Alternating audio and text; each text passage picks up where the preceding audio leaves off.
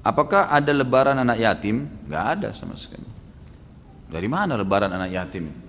Lebaran dalam Islam cuma ada Idul Adha dan Idul Fitri. Selesai. Dari mana ini karang-karang ada lebaran baru lagi? Nggak ada hubungannya ini kan gitu. Ditarik-tarik sampai dikatakan di hari Asyura dari 10 Muharram lah. Dari mana ini? Mana dalilnya? Mana dalilnya? Jangan suka ngarang-ngarang saudaraku.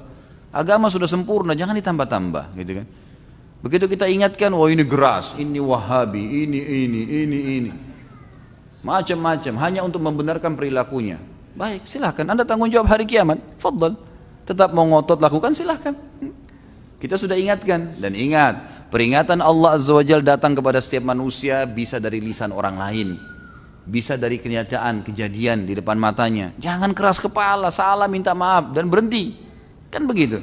Agama sudah sempurna, jangan ditambah-tambah, nggak boleh. Memang nggak ada dalilnya lebaran anak yatim, dari mana nih? Nggak ada sama sekali dalil. Nggak ada hadis, nggak ada ayat yang menyebutkannya. Kita sudah jelas punya dua Idul Adha dan Idul Fitri, tidak ada yang lain, gitu kan? Hari Jumat pun dikatakan hari raya dalam sebuah istilah, tapi dia disebutkan hari yang mulia sepanjang pekan, gitu kan? Memang sudah begitu. Bahkan banyak dinukil dalam riwayat-riwayat kalau Nabi SAW mengatakan Allah telah menggantikan ya hari hiburan kalian dengan dua Idul Adha dan Idul Fitri.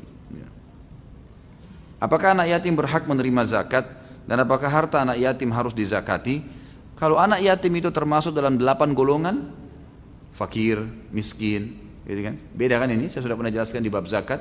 Fakir orang yang tidak tahu mau makan apa hari itu, apalagi besok. Kalau miskin orang yang tahu mau makan apa tapi pas-pasan. Jadi masuk dalam istilah miskin ini adalah seorang pegawai yang gajinya pas-pasan. Bisa terima zakat, misal gajinya 2 juta, pengeluaran rumahnya 2.200.000 setiap bulan, utang 200.000 tiap bulan sama kantor atau sama temannya, ini layak menerima zakat walaupun dia punya pekerjaan. Kalau fakir orang yang tidak tahu sama sekali mau makan apa hari itu apalagi besok, ini boleh. Kemudian kalau dia anak yatim kita lihat di sini masuk fakir atau masuk miskin enggak. Kemudian mu'allaf, orang yang baru masuk Islam, yang bukan baru masuk Islam, orang yang masuk Islam tapi tidak dapat panduan, namanya mu'allaf. Kalau baru masuk Islam tapi sudah tahu semuanya, bahkan ada orang yang sudah hafal banyak hadis, banyak tahu macam-macam. Seperti pernah saya ceritakan, ada orang syahadat di tangan saya pada saat itu di salah satu acara pengajian. Maksudnya dia syahadat, dia ucapin, kebetulan saya ada di situ lalu saya yang membantu dia. Waktu saya tanya kenapa masuk Islam, dia bilang saya sudah lama dengar ceramahnya Ustaz, ceramah saya sudah sering didengar, bahkan episodenya dihafal sama dia, episode sirah ada, episode Nasrani, masuk Islam. Ini bukan mu'allaf lagi, sudah Masya Allah tahu hukum halal haram itu. Insya Allah dia kokoh di agama. Mu'allaf orang yang lemah hatinya. Walaupun sudah 2 tahun masuk Islam tapi tidak pernah ada yang pandu, ini mu'allaf namanya. Walaupun 2-3 hari masuk Islam tapi Masya Allah imannya itu lain gitu kan. Kemudian amil zakat. Kemudian orang pembebasan budak, terlilit utang, orang terputus jalan gitu kan. Kalau dia masuk dalam kategori-kategori orang-orang ini maka boleh jihad di jalan Allah. Orang yang mau pergi berjihad boleh. Tapi kalau tidak masuk dalam kategori tidak menerima zakat. Apakah harta anak yatim dizakati? Iya.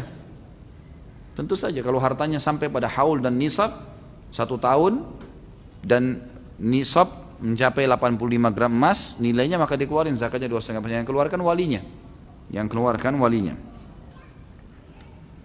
Jika pekerjaan anak yatim adalah orang yang ditinggal mati ayahnya sebelum balik, maka bagaimana jika anak yang belum balik lalu ditinggal cerai oleh ayahnya? Enggak, masih ada ayahnya kan? Enggak yatim itu namanya. Kalau cerai orang tuanya, ayahnya tetap wajib bertanggung jawab. Sudah tahu kan? Kalau seorang muslim cerai istrinya, ada punya anak, wajib enggak menafkahi anaknya? Wajib, enggak gugur ini.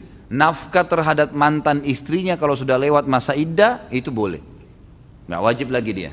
Kecuali si mantan istri menyusui anak, itu baru wajib diberikan nafkah karena dia menyusui anak supaya dia makan dan susu anaknya ada selama dia menyusui, kan gitu. Kalau sudah diceraikan, gitu kan. Jadi ini tetap berlaku hukumnya.